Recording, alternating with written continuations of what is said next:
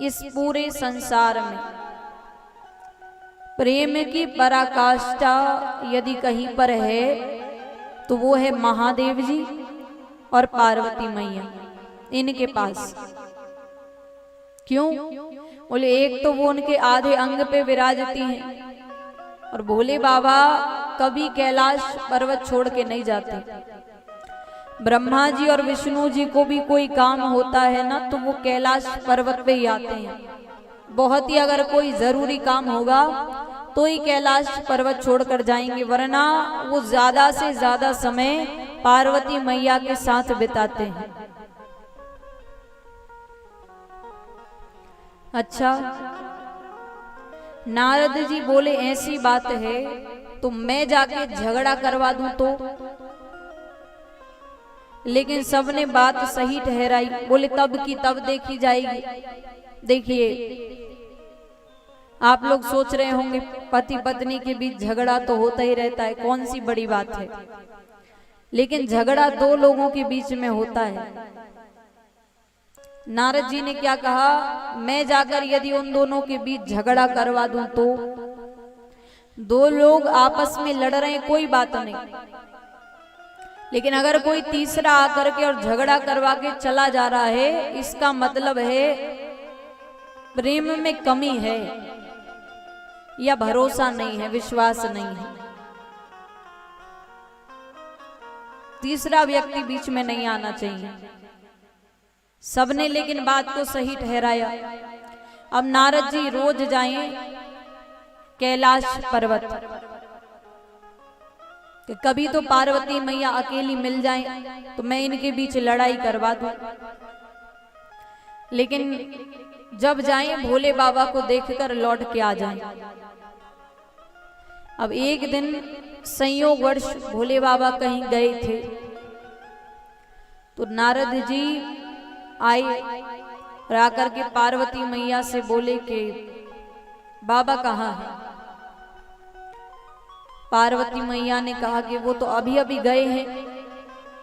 क्यों? बोले मुझे कुछ बात करनी थी बाबा से। अच्छा, जरूरी बात है। पार्वती मैया ने कहा जरूरी बात है तो मुझसे कह दो, मैं कह दूंगी भोले बाबा से। अच्छा, नारद जी बोले नहीं, व्यक्तिगत बात है, आपको नहीं बता सकते। पार्वती मैया ने कहा मेरे और बाबा के बीच कोई व्यक्तिगत बात नहीं रहती, वो सब मुझे बताते हैं। नारद जी ने कहा ऐसा हो ही नहीं सकता, कोई ना कोई बात तो छुपाई है। पार्वती मैया ने कहा नहीं, वो सब मुझे बताते हैं। नारद जी ने कहा ऐसी बात है तो आपने अमर कथा सुनी है? पार्वती मैया ने कहा ये क्या होता है, ये कौन सी कथा है? नारद जी बोले हर किसी को नहीं सुनाते, जिससे बहुत प्रेम करते हैं ना उसी को सुनाते हैं, बस भोले बाबा सुनाते हैं। और अब तो पार्वती मैया सोच रही इसका मतलब मुझसे प्रेम ही नहीं करते, मुझे तो पता ही नहीं है अमर कथा के बारे में। नारद जी ने कहा कि अब मुझे क्या पता प्रेम करते हैं कि नहीं करते, चलो मैं जा रहा हूं, बाबा से मत कहना कि मैं आया था। नारद जी ने तो अपना काम कर दिया और अब नारद जी चले गए। यहां भोले बाबा आए और जैसे ही आए रोज की तरह कोई स्वागत नहीं, कोई दरवाजे पे लेने नहीं आया,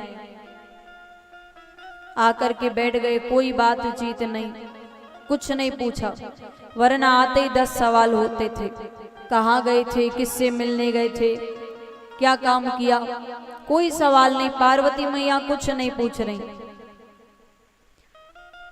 भोले बाबा ने सोचा बात तो शुरू करनी पड़ेगी, तो जब पति पत्नी में बातें नहीं होती तो बातें बच्चों से शुरू होती हैं कि मम्मी से कह देना ऐसा कर दे, पापा से कह देना ऐसा कर दे। भोले बाबा ने कहा चलो बच्चों की बात उठाएं। भोले बाबा ने कहा देवी गणेश और कार्तिक कहाँ हैं? पार्वती मैया ने कहा गए होंगे कहीं, दिन भर पास बिठा के रखो। गुस्सा है, क्रोधित है, ये तो पता चल गया, लेकिन क्यों है ये नहीं पता। भोले बाबा बोले देवी आपकी तबीयत तो ठीक है ना। ये एक और बात, जब भी ज्यादा प्रेम दिखाने लगे ना कोई, समझ जाना कि कोई बात पता करनी है।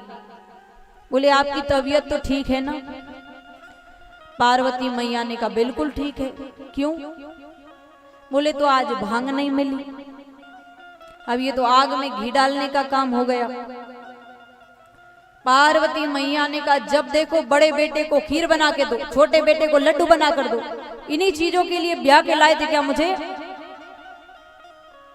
अब तो भोले बाबा सोच रहे हैं देवी क्या हुआ, आपको मेरी कोई बात बुरी लगी है? पार्वती मैया ने कहा आप तो मुझे केवल एक बात बताओ, आप मुझसे प्रेम करते हो कि नहीं करते? अरे हम सबसे अधिक प्रेम ही आपसे करते हैं, क्या हुआ? बोले तो ये अमर कथा क्या है? बोले बाबा, बोले इसके बारे में किसने बता दिया? नेत्र बंद किए, सारा दृश्य सामने आ गया। नारद जी आए थे। भोले बाबा सोचे ये ब्राह्मण देवता आते हैं और कोई ना कोई चक्कर चला के जाते हैं। तो भोले बाबा ने कहा देवी अभी तक नहीं सुनाई तो अब सुना देंगे। पार्वती मैया ने कहा वो तो सुनानी पड़ेगी, लेकिन अभी तक क्यों नहीं सुनाई ये बताओ। भोले बाबा बोले देवी हम आपको अमर कथा सुना तो देते, लेकिन आप महिलाओं में एक आदत बहुत बुरी है। कैसी? बोले आपके पेट में कोई बात छुपती नहीं है। जहां एक महिला को पता चला नहीं कि पूरे मोहल्ले को पता चल जाएगा, सबको पता चल जाएगा। वो ज्यादा देर तक मन में बात रख नहीं पाती, तुरंत उनको बस चाहिए कि किसको बता दे।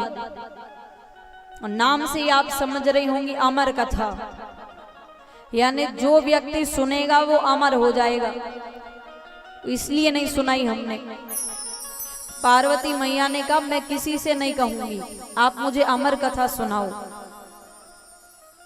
तो भोले बाबा ने कहा ठीक है हम आपको अमर कथा सुनाएंगे। अच्छा ये अमर कथा कौन सी कथा है? यही श्रीमद् भागवत महापुराण। आज भी अगर कोई व्यक्ति इसे सच्चे मन से चित्त में उतार ले, पूरी भागवत कथा 7 दिन की श्रीमद् भागवत महापुराण यदि अपने जीवन में उतार ले तो वो अमर हो जाएगा। लेकिन उतारे कौन? 7 दिन की कथा छोड़ो, 1 दिन की कथा छोड़ो, एक बात नहीं उतार सकते, फिर तो पूरी कथा कौन उतारेगा? लेकिन ये वही अमर कथा है कि आज भी अगर कोई ध्यान से सुन ले तो वो अमर हो जाए, जीवन में उतार ले तो।